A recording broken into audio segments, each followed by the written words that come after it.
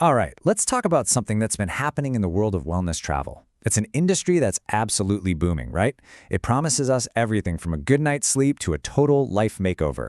But what if the way it talks about those promises is actually becoming a problem? That's what we're going to dig into, how the words of wellness might be getting in their own way. This quote, wow, it kind of stops you in your tracks, doesn't it? It perfectly captures this strange paradox. An industry that's all about making you feel good, making things accessible, has somehow developed a language that can feel exclusive, even a little intimidating. It really points to this growing gap between the experts and, the rest of us. So let's be super clear here. The problem isn't the experiences themselves. The spas, the beautiful retreats, the healthy food, that stuff is amazing. No, the real problem is a barrier that's built out of words. It's this kind of insider jargon that the average person just can't translate. So what are these words we're talking about? You see, for people inside the hospitality world, these terms are just shorthand. They totally get it. It signals a certain standard.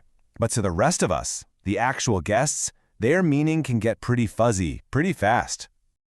It starts with words we think we know, like luxury. But what does that really mean when we're talking about wellness? Does it mean high thread count sheets? Or does it mean the simple luxury of complete silence? It's not always clear. Then you get words like immersive. It sounds really compelling, but think about it. It's super abstract. Immersed in what, exactly? Nature? A new philosophy? The marketing doesn't always tell you. And from there, we get into the really technical stuff. Biohacking. I mean, for most people, that word sounds less like a relaxing vacation and more like a science experiment you have to study for. It can be more intimidating than inviting. Or how about this one? Longevity-driven. Again, it's a powerful idea, but it sounds so big and clinical. What does that actually mean for my simple one-week trip? It's hard to connect the dots. So when you're on the outside looking in, all these words just kind of blend together. And they leave you with three main feelings. 1, it all sounds very impressive. 2, it definitely sounds expensive. And 3, this is the most important one, it sounds incredibly vague. And that vagueness forces you, the guests, to just guess what you're really paying for. Okay, so let's flip this around.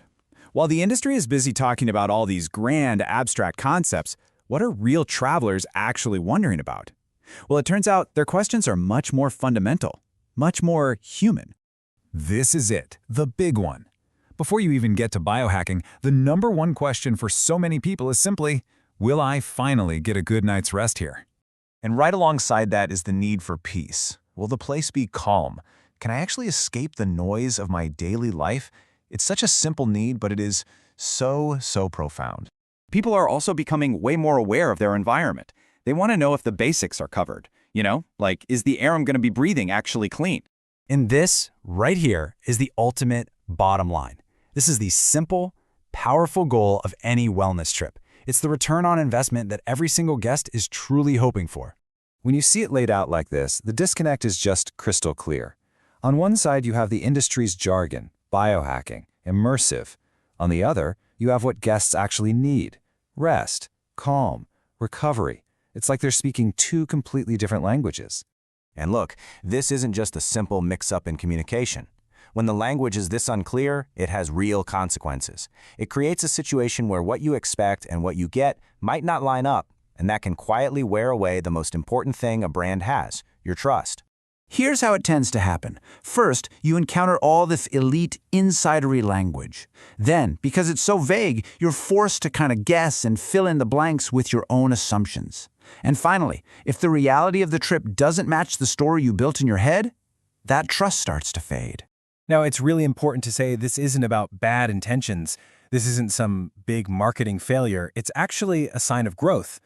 The wellness world has just gotten so big and so popular that its old language, full of fancy adjectives, just isn't specific enough anymore. It's time for an upgrade. So what does that upgrade look like? Well, it really just comes down to clarity. It means using simple signals that tell people the real benefits.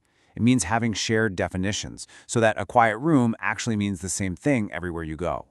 And it means creating a common ground where everyone can meet without feeling intimidated.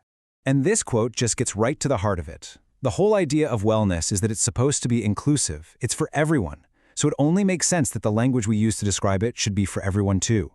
Understanding shouldn't be a luxury. And that leaves the industry with this huge, critical question. Is the goal to empower people with clear information so they can make confident, common-sense choices for themselves? Or is the goal to use a fancy vocabulary that asks them to just pretend they understand and hope for the best? The future of wellness travel might just depend on that answer.